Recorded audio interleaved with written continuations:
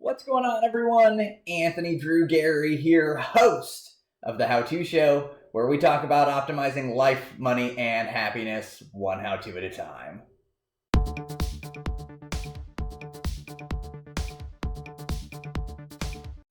A little over a year ago, I recorded several parts in a series of what I called How to Pay for College. And really, what I wanted to do was see if it was possible for the typical person to get a 4 year education and do it without any student loans. And if you've not seen any of those videos, I'll link to the playlist overhead now, and you can check those out as you find it fit. But what I did through that process is I gave a really high level overview of a lot of different things. And this week on the show, I want to bring on more of a subject matter expert to join me in the sphere of how to win scholarships, because I think that if done well and executed in a methodical way, the scholarship hunting process could be a lot easier than maybe it's perceived to be. And I know that there are a lot of people having a lot of success with this, and I want to just interview an expert in this world, to have somebody in our background, in our sphere of influence, who can help us with the scholarship process. So we're going to talk this week with Melanie. She writes for parentinghighschoolers.com, and we're going to dive into a little bit of her experiences as it relates to applying for scholarships, winning those scholarships, and ultimately helping her family change the trajectory of their lives by having scholarship money to pay for school that maybe they wouldn't have had otherwise. So I'm not going to go through any more Melanie's story. We'll kick right into it now, and we'll switch over and go live with Melanie. Melanie, welcome to the How To Show. Thank you for joining me. Thank you. I'm excited to be here. Definitely. So to tell a little bit about your story, you have either high schoolers or former high schoolers that have gone on to college. And I know that the scholarship hunting process has been a big deal in your house, and it sounds like you've been pretty successful in doing it. So just to give a little bit of background as to what that process has looked like for you and how it's evolved for your family, can you just start to build on where we've come from so far? Sure. So I have three sons, and one is completely out of college, debt free. One is going to finish his associate's degree this fall. And then we have a sophomore in high school still. So the story of our oldest son going to college was really, in my opinion, a success story. We really started having these conversations with our kids when they were younger, just letting them know that my husband had no undergrad debt, and neither did I. And I never went past undergrad, but he had gone to optometry school. So he had massive debt that we were trying to solve together. So by the time we paid that off, we had told the boys, we started saving, but that's only given us 8 years and we don't have a lot of extra. So we made a plan with each of the boys of things that they could do to help. They had to get good grades, which was semi-successful. They had to look for scholarships, and both of the older boys have gotten their BSA Eagle. Our youngest son is so close. All of those pieces, and then also just worked on their resume, getting a well-rounded, activities, extracurriculars, all that kind of stuff, so that their total package would look okay. And I would say our oldest son knocked it out of the park. He had almost a 3.5. So we're not talking like super smart. Like he wasn't even close to a 4.0, and he was just shy of a 3.5, but that was still enough to qualify for quite a few scholarships. And then also, he never really got above, it was either a 27 or a 28 on his ACT. I can't remember. I'd have to go back and look. But so it was also, again, not a 32 by any stretch of the imagination. But with everything that was on his resume, he had, he showed longevity in some of the clubs he was in. He had leadership. He had his Eagle.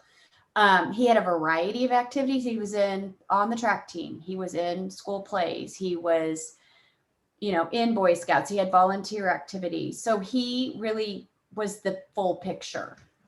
And then he also pursued a number of scholarships. Let's start to break some of those things down individually, because I think there are a lot of good pieces there that we can draw from. And I think the first and foremost that we draw from there is that you approach the situation with your eyes wide open, that the expectations for college were understood, both parent and student, that if we're going to get this done and we're going to do it without loans, we need to get some help.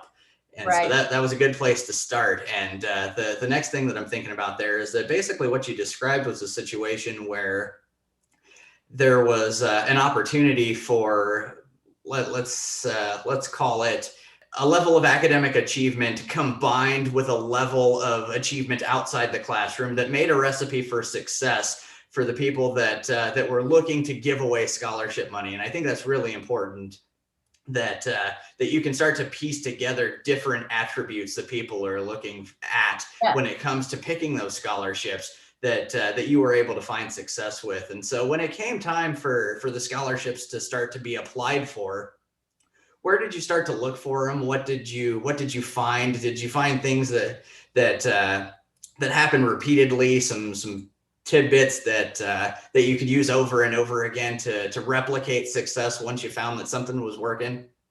Right. Yes. So one thing I had the boys do is write like they each had 3 essays that were general.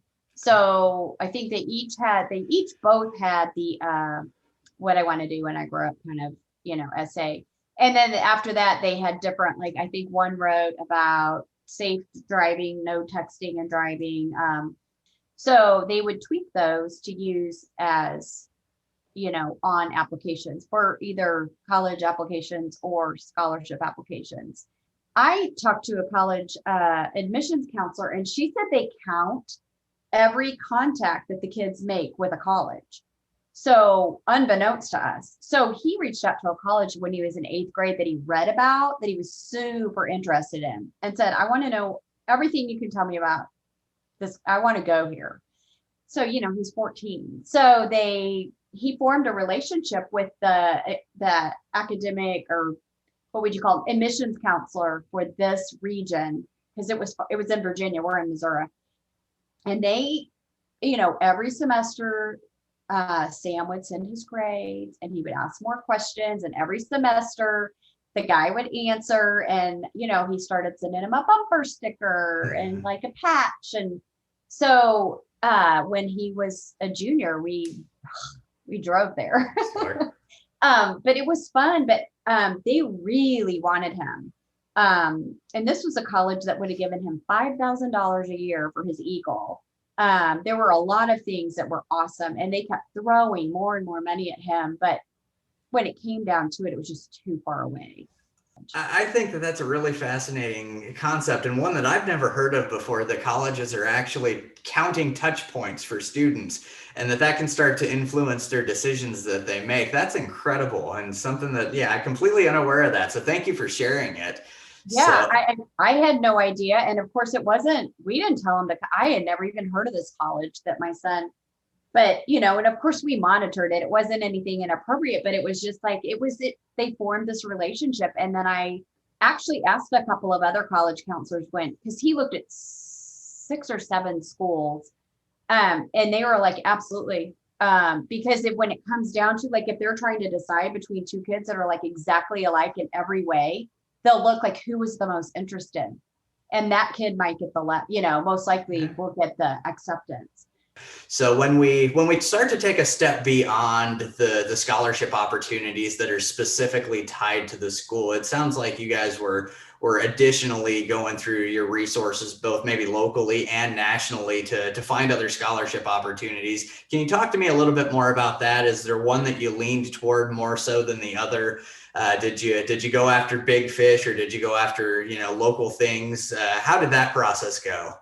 Well, so for those big ones, usually you really have to have the best grades and the high test scores. And his were great, but they weren't out of the park, like I mentioned earlier. So like, we're talking just like the real world. Like, I think a lot of people think you have to have all of that to go. He was accepted to every school he applied to. It was 3 private and 3 state. And all of them offered him scholarship packages, but I just would poke around because I'm a blogger. I would poke around on Pinterest which I think people don't understand. Like if you go on Pinterest, and I have a board specifically for scholarships that I started when he was in junior high, probably. Um, there are a million. They group them by month, they group them by season, they group them by like engineering, pre-med, nursing. They group them by amount. So you can just put in, scholarships due in March because it's like December.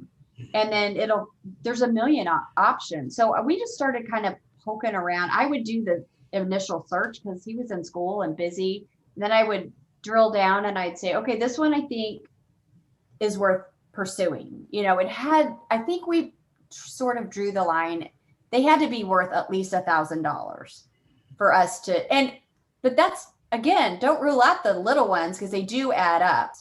Yeah, I think you just described something that's really unique in the sense that you pretty much created a scholarship calendar to hit different things at different points of the year. And I think that's a good way to frame it, because in reality, it sounds like the recipe for someone giving away a scholarship is usually pretty similar from instance to instance. Yeah. It sounds like there is some sort of an application process, usually a writing component, maybe an interview component, and for the most part, it probably sounds like they're all similar. There's only so many different ways that you can ask someone, what do you want to do for the rest of your life, knowing that they're in this formative time of their life and probably don't know the answer to it anyway.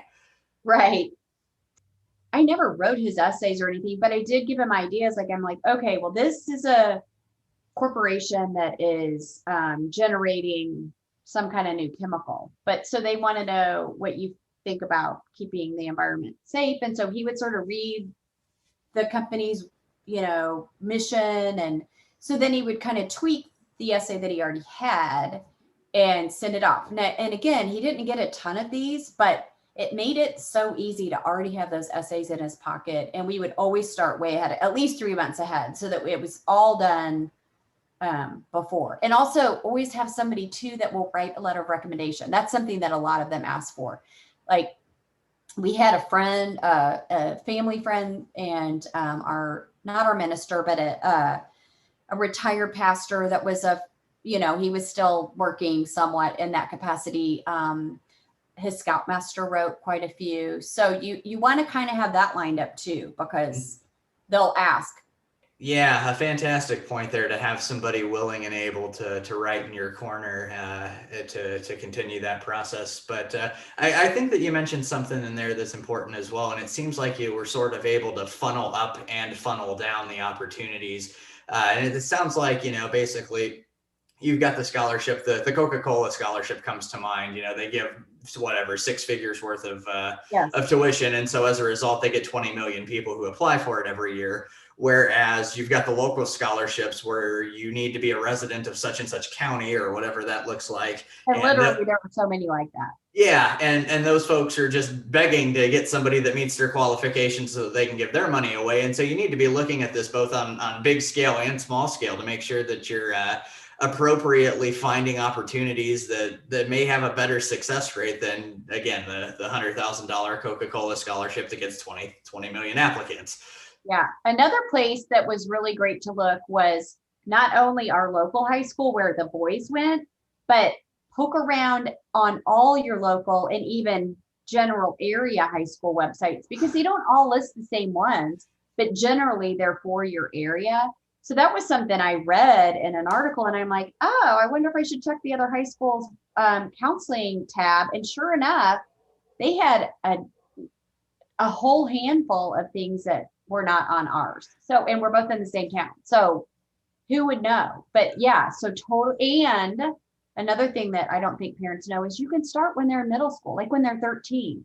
It's harder to find those, but they are out there. And it's even better because you can still make them do stuff when they're younger. Like, hey, we're going to do this today. So yeah, that's really fascinating to use the websites of different high schools in your area, because you're absolutely right. The requirements are probably unlikely that the scholarship application must be a student of such and such high school. And so that's fantastic to think about the the idea in a different sort of way to get results that maybe the average person wouldn't think to do.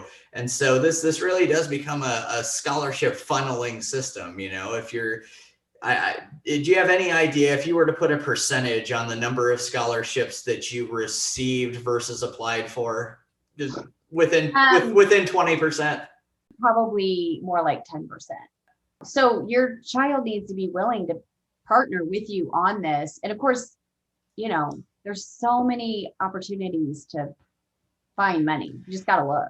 Yeah, I completely agree with you. There are scholarship foundations being set up each and every day, and most of them are looking for people that are worthy of giving it to. And so you just have to find it. And it's not to knock the 10% success rate if that's what it was. I was just trying to get a feeling for what that number truly is, in the sense that if you apply for 10 of these and you get 1 out of every 10, I think that's a fantastic hit rate when you start to talk about the reality that a lot of these applications are the same and you can reuse different pieces of them and tailor them maybe just a little bit at the end.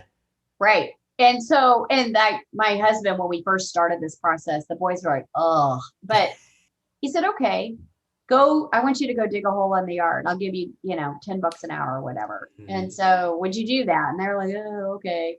So he goes, well, so I want it deeper and bigger. So 2 hours, so $20. And they're like, oh, okay. And he goes, well, okay. So if you spent an hour and got a $1,000 scholarship, you just worked 1 hour and got $1,000, and maybe 2 or 5 or 10, like you don't know.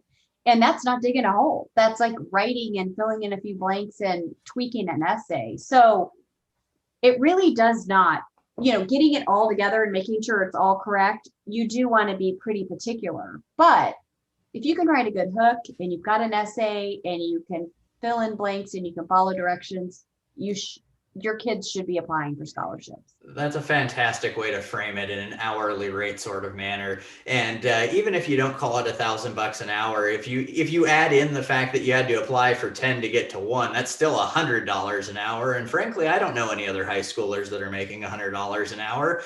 So when we start to take a step beyond to take all of those different topics of ideas of how to pay for school with someone else's money and bring them all together, I think that you would tell me, Melanie, that it's completely fair to say that you could use somebody else's money and get your college paid for.